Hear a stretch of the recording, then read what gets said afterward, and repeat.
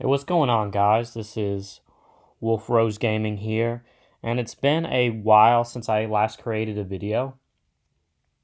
I've been busy with work and such, but lately I've really been trying to make more time for my hobbies and just to better myself rather than work all the time.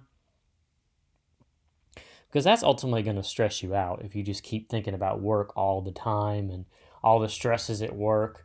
There was one point where I had insomnia for like a week or so, and I got to the point where I had to take a day off of work and just refresh and think about what my priorities are.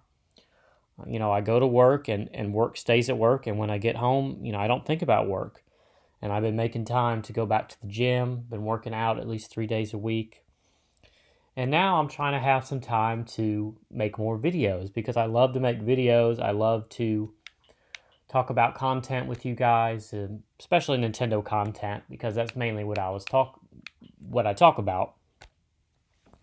So I've been really been wanting to talk about this N64 games that came out recently for the Nintendo Switch. And I don't like to repeat a lot of the things that other YouTubers have said, because there's been a lot of videos about this, and a lot of the YouTubers are saying pretty much the same thing, that the service itself, Nintendo Online service itself, is overpriced. If you get the expansion pack, that is, the base price is $20, and that lets you play games online. You have Super Nintendo and Nintendo games. With the expansion pack, you get the N64 games, you get the Sega Genesis games, you get the Animal Crossing DLC for free. And that itself is $50 a year rather than the $20. So yes, it is a big price increase. I get it. I get why people are upset about it.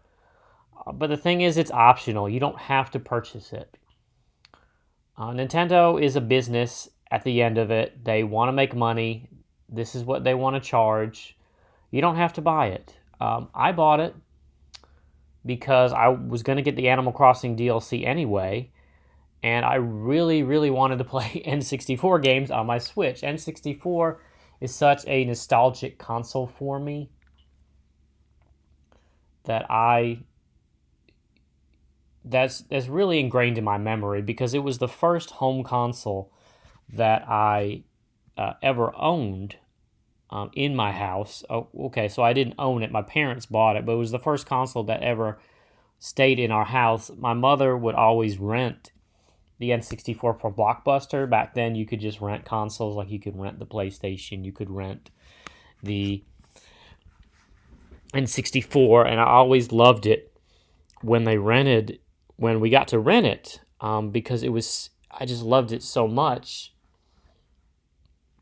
Being able to play, you could rent at least like 2 games in the console.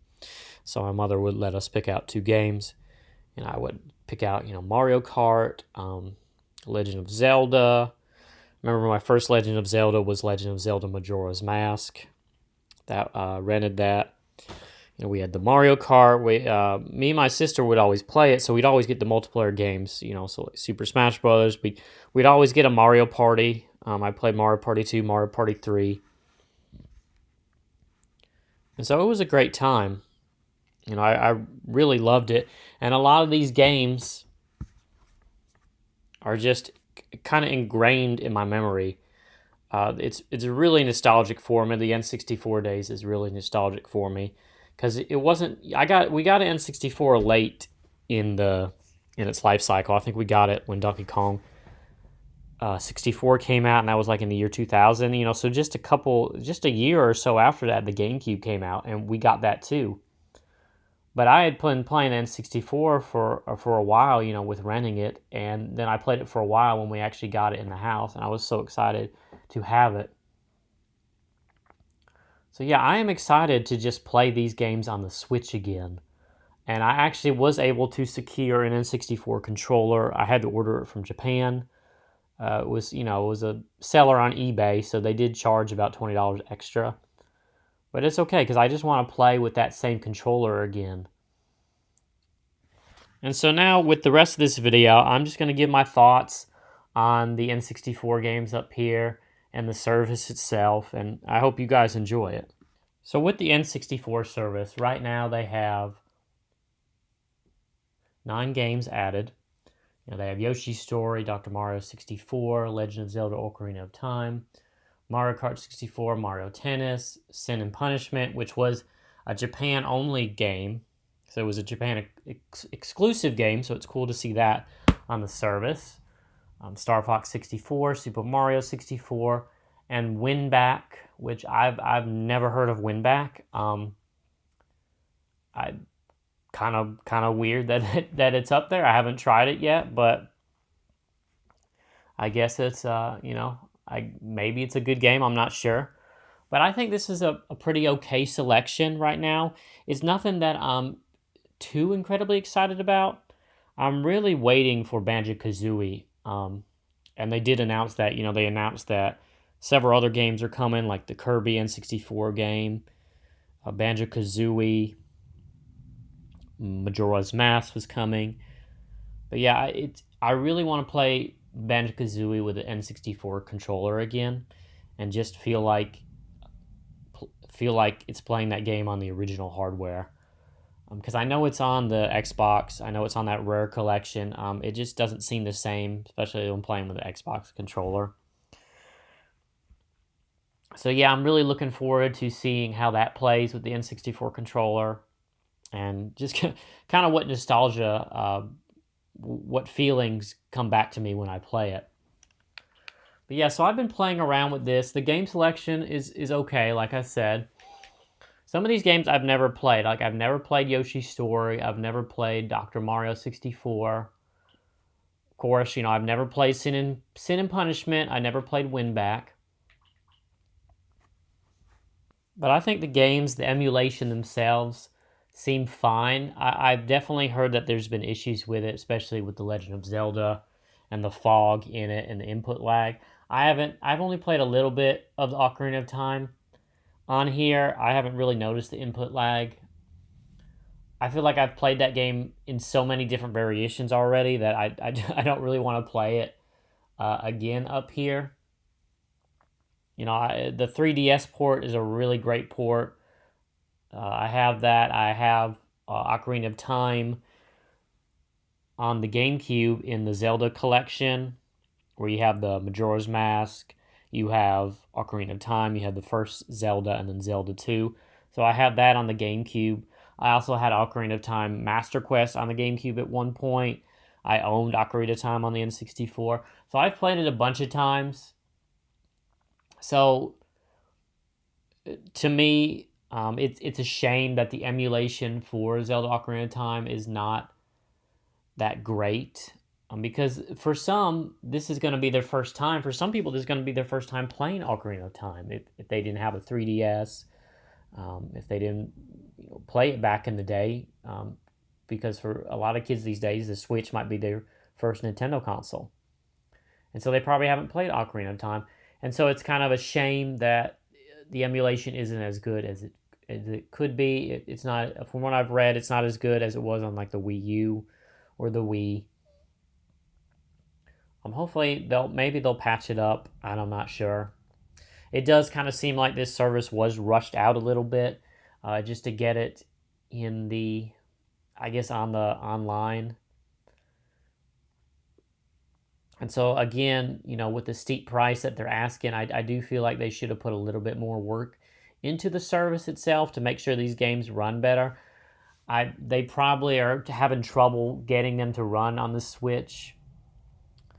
But then some games, like with Star Fox 64 runs great. Like, there's no issues with that. It's responsive. It's fun to play.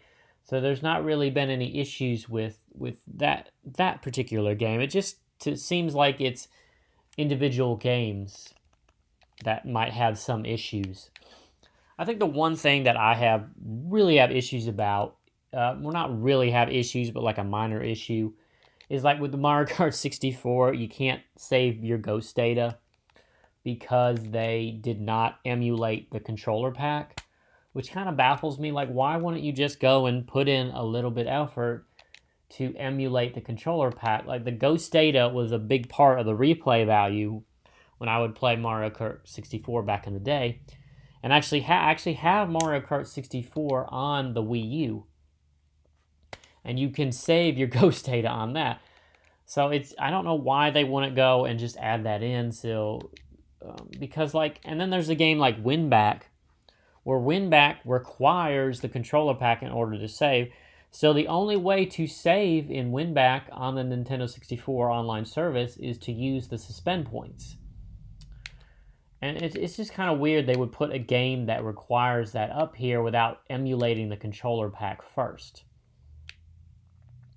But I mean, the suspend points work fine. It's just, I don't know, it's kind of a weird decision. The Super Mario 64 up here, I'm not sure if it's the same emulation that they used for the Super Mario 3D All-Stars collection. I'm not entirely sure. I didn't really play much of it because I have the Super Mario 3D Stars collection already. And so I haven't really played much of it. But just a positive thing about all these games is they definitely look good. Like, this is the best I've seen N64 games look on a modern TV in a while. Like, the textures are cleaned up, the models are cleaned up, everything looks good. Like, they really, whatever this emulation that they're using, they made it so it would look good, on your modern TV these days, your 4K TV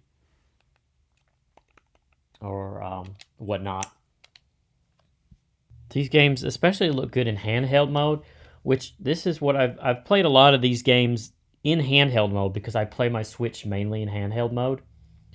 And so that's really exciting just to be able to play N64 games like in a handheld without having like ports like Star Fox 64 and a 3DS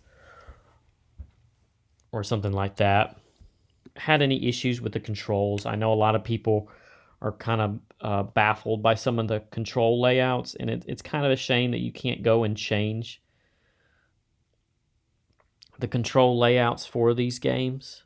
Seems like Nintendo really was pushing the N64 controller, and they wanted you to buy it, so they did this so you couldn't change the controls how they're laid out. But I haven't really had an issue with any of the games as far as the controls go, except for Sin and Punishment. Now, I've never played Sin and Punishment. When I played it, it seems fun. It's just kind of like an on-rail shooter, and the controls do get some getting used to with that. But I do have the N64 controller added, or coming soon, so it's not that big of a deal. As far as my thoughts on some of the other games I've played, I think Yoshi's Story looks really good, and it's just a 2D platformer, but it actually looks really good on your TV and in handheld mode, much like the other games. It's like an easy game. I never played it back in the day. I think there's definitely other Yoshi games that are a lot better than this one, but it's cool to go and play it since I've never played it before. And going back to Sin and Punishment, that I've never played that because it was Japan exclusive. And so again, it's cool to see that up there. Dr. Mario 64, I played that some. It seems kind of difficult, or maybe I'm just not good at puzzle games. But it's nice to see a puzzle game up here. Like I said, I think this is a pretty solid selection. You have your puzzle games, your action adventure games, your shooters, your on-rail shooters, your platformers, your sports game, your racing game. And they do have more to come.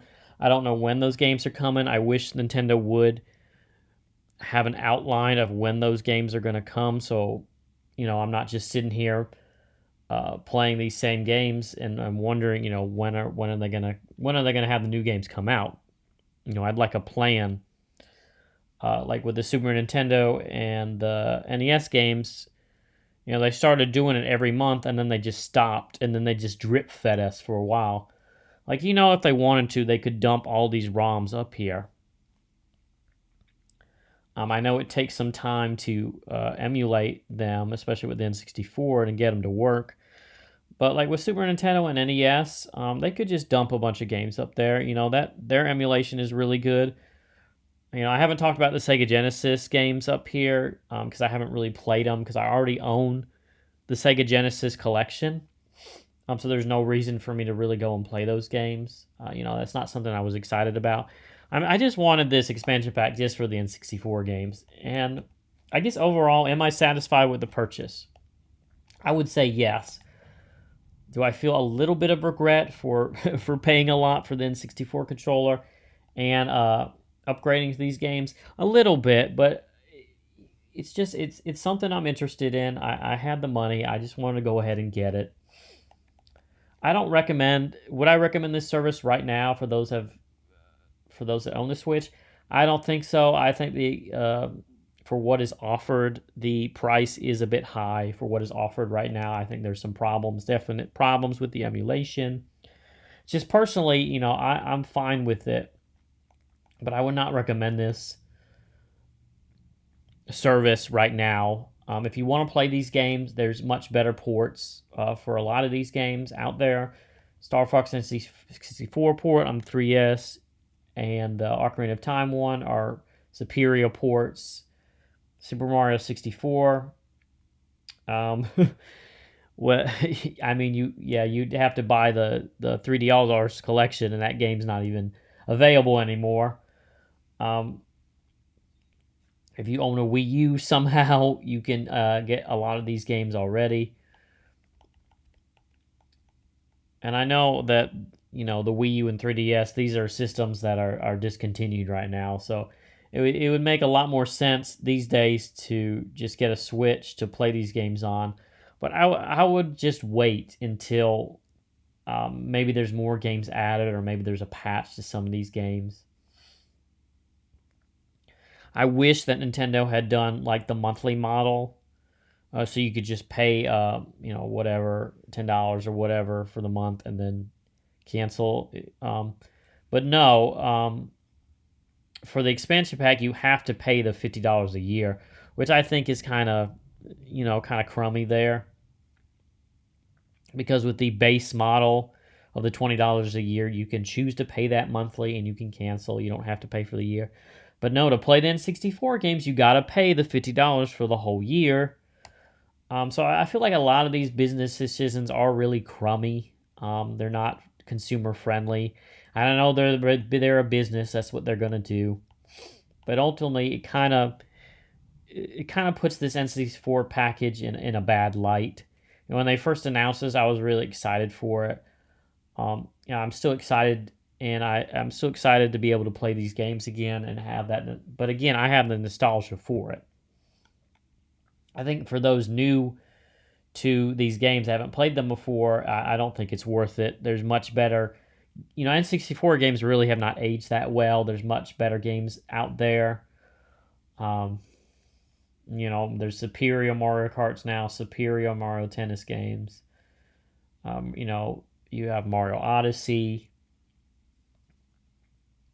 So there's definitely better Nintendo games right now that you can play without having to pay an extra fee to essentially rent them, for a year. But yeah, that's my overall thoughts. I'm going to continue to use this service and to test out the new games that come out and just, continue to enjoy it. Hope you enjoyed this video. If you want to let me know what your thoughts are on these games, you can let me know in the comments below. Thanks.